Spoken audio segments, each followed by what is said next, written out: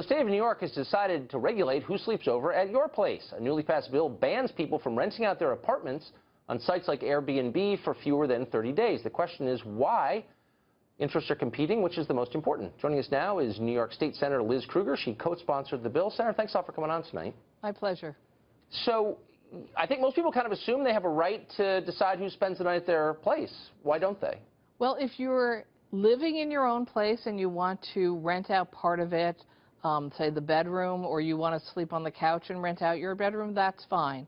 This is the issue of renting out apartments intended for residential use to other people as quote-unquote illegal hotel rooms.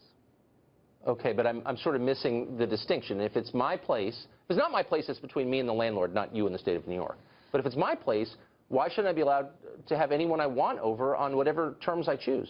Again, if it's a single-family home, a double-family home, fine.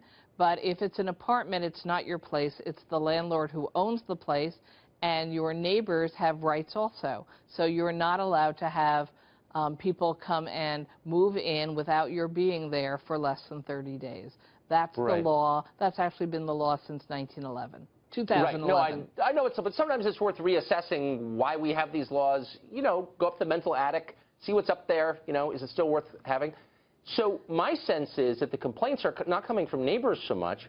That can be handled more locally than statewide, but from the hospitality industry that sees a threat from Airbnb and sites like it. They're giving a ton of money to politicians. I don't know if you've taken any money from them, but lots of others have, because they don't want competition. Right? No, actually, my complaints come from my constituents, the people who live in these buildings, the 80-year-old woman who says there are strangers with keys coming in and out of my building. I'm scared. People who say our children can't run around the hallways anymore because we don't know who's coming in and out. Landlords who say I'm trying to stop this and I can't get my arms around it. So, in fact, the complaints that drove the legislation I passed in 2010 and the complaints that drove the legislation that just passed this year, increasing fines, has been driven by real-life people living in apartments here in New York City. Well, you make an entirely fair point, I have to say. I wouldn't like that. I wouldn't like that either at all. And so, we have people who put their life savings into buying a condominium, moving their families in, and suddenly discover that somebody has set up an illegal hotel arrangement in the apartments around them.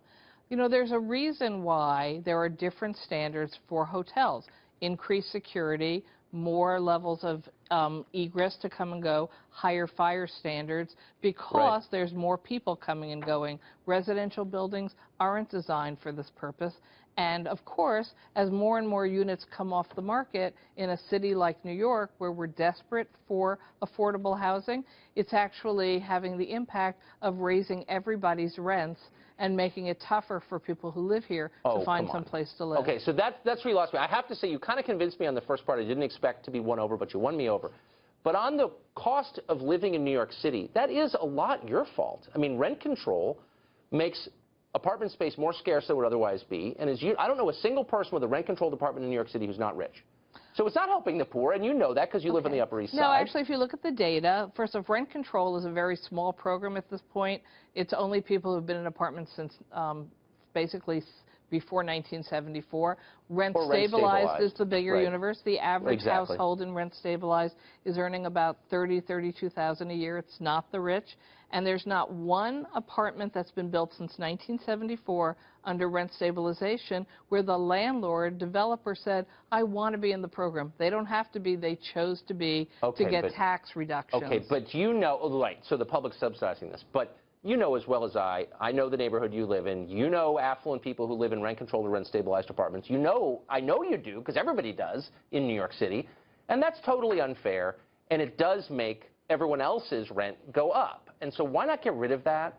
Because it doesn't help. It's a separate question than the Airbnb question. It is a separate question, but you raise scarcity. Fair enough, so, and scarcity has lots of answers and solutions. In a perfect world, would we have the model of rent regulation? No. But in a city where over 1 million people who would have nowhere else to go would actually end up losing their apartments if we did away with rent regulation, that's not an option for us. We need to preserve affordable housing, which includes not allowing Airbnb illegal hoteling to take apartments off the market. We need to try to build more affordable housing throughout the 5 boroughs, but none of this is going to get done overnight, and illegal hoteling is just making it worse. Yeah, and more jobs that aren't necessarily in finance or the service industry might help too. But you kind of got me. If I was living in an apartment building and all of a sudden there are a bunch of randoms with keys on the hallway, I wouldn't like it either. Senator, thanks for joining us. Thank you very much, That was interesting. Tucker.